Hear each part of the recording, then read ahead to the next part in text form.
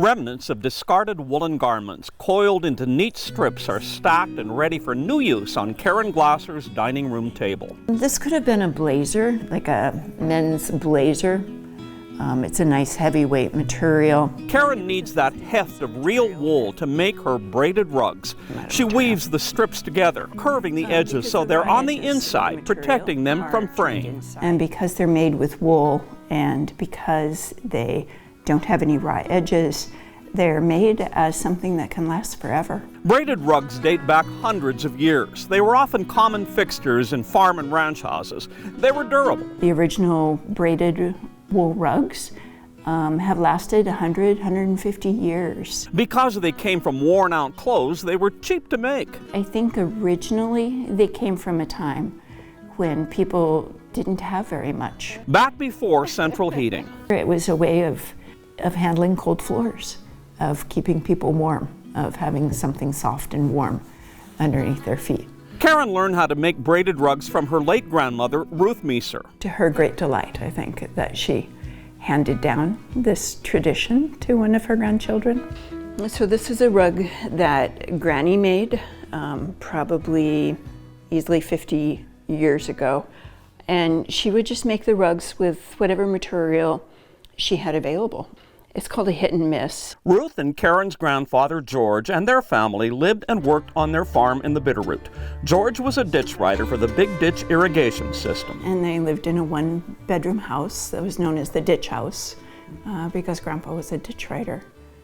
And it was a very small house, especially with 4 children. The Meesers, like millions of Americans of their era, lived through the darkest part of the Great Depression. Granny told me one time that they lived without money for many years, that they lived with just trading, bartering food. They had gardens and sheep and chickens, and they would trade for whatever they needed. But Karen says they always seemed to have enough and shared whatever they had with friends and neighbors. Ruth was a good planner. She knew they would need so much food for the winter. She knew that the kids would need socks, so she knitted socks.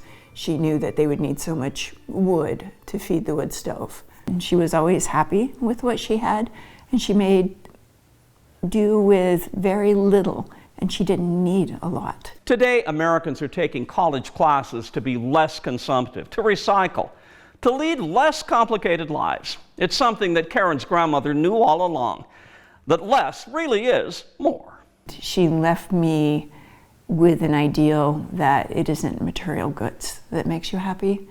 It isn't things that make you happy. It's what you do with those things. Like her grandmother, Karen mostly makes rugs for friends and family members. Today, making a braided wool rug is expensive. Primarily because of the scarcity of materials. Because you don't find the 100% wool anymore in thrift stores. You find wools with blends. The real wool material in this rug is special. This is special because the material that is in this rug, part of this color right here, was from the last rug that Granny was making. Granny was 99 when she was making this last rug. This rug is for her daughter, Abby. Abby's twin sister, Zoe, got a rug for Christmas. My father passed away, and I had one of his wool shirts. And I put that wool shirt into her rug. And so she now has a rug which not only is, 3 generations of tradition, but it also has a piece of her grandfather. Here's Ruth with Zoe and Abby when they were little. Ruth's memory lives in all these rugs, and braided rugs last forever. Kevin Mackey, NBC Montana.